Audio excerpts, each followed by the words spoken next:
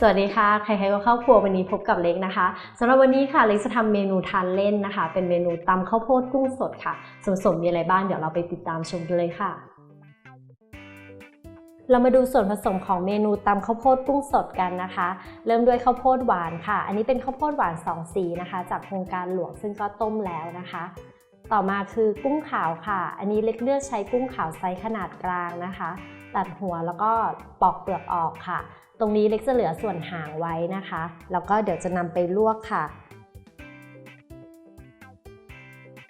แครอทขูดฝอยนะคะมะเขือเทศค่ะถั่วฝักยาวค่ะตามมาด้วยพริกแดงนะคะอันนี้ก็แล้วแต่ความชอบค่ะว่าจะเผ็ดมากเผ็ดน้อยนะคะกระเทียมค่ะน้ำตาลปี๊บน้ำปลาน้ำมะนาวค่ะส่วนผสมครบแล้วนะคะเราไปลงมือทำกันเลยค่ะเรามาเริ่มลงมือทำเมนูตำข้าวโพดกุ้งสดกันนะคะหลังจากที่เราเตรียมส่วนผสมทุกอย่างเรียบร้อยแล้วนะคะข้าวโพดหวานเรานำไปต้มนะคะแล้วก็ฝานไว้นะคะแล้วก็กุ้งเรานำไปลวกให้สุกนะคะวันนี้เล็กจะทำกุ้งสดในแบบที่กุ้งไม่ได้เป็นกุ้งดิบเนาะกุ้งก็คือนำไปลวกเล็กน้อยค่ะเรามาลงมือทำกันเลยค่ะสำหรับเมนูนี้นะคะเล็กจะไม่เอารสเผ็ดจัดเนาะแต่จะให้เปรี้ยวหวานเค็มนะคะ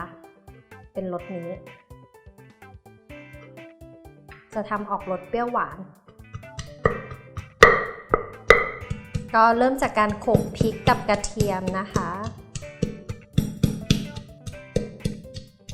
โขลกพริกกับกระเทียมเรียบร้อยแล้วนะคะเดี๋ยวเราจะโขลกถั่วฝักยาวไปก่อนนะคะ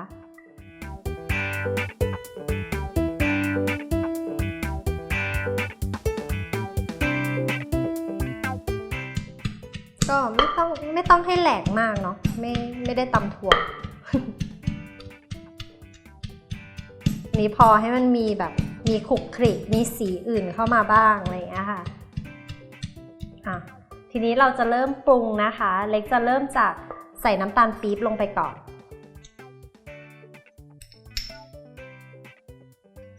จริงๆน้ำตาลปี๊บประมาณ1 ช้อนโต๊ะ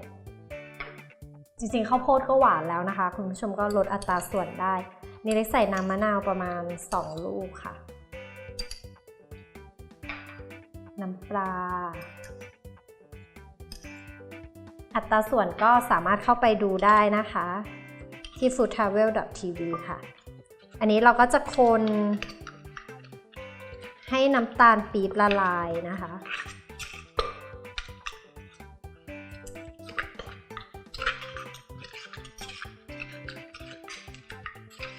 แล้วก็ลองชิมรสชาติดูหน่อย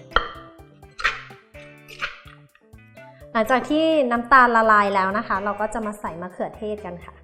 อันนี้เลือกใช้มะเขือเทศสีดานะคะใส่ลงไปโลด2 ลูกก็ได้ค่ะ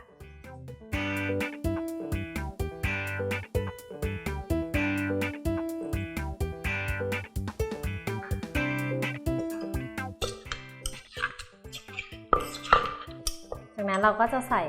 ข้าวโพดนะคะลงไปเลยถ้าสมาชิกเยอะก็ใส่ข้าวโพดลงไปได้เยอะนะคะวันนี้เล็กต้มไปประมาณ2 ฝักก็ใส่ไปหมดเลยแล้วกันเนาะก็จะเยอะเหมือนกัน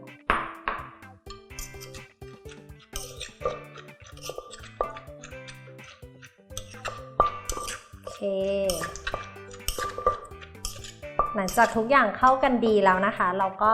ใส่กุ้งลงไปค่ะแล้วก็ตามด้วยแครอทเพิ่มสีสันแล้วก็คลุกเคล้าให้เข้ากันค่ะก็เป็นอันเสร็จแล้วสำหรับตำข้าวโพดกุ้งสดนะคะ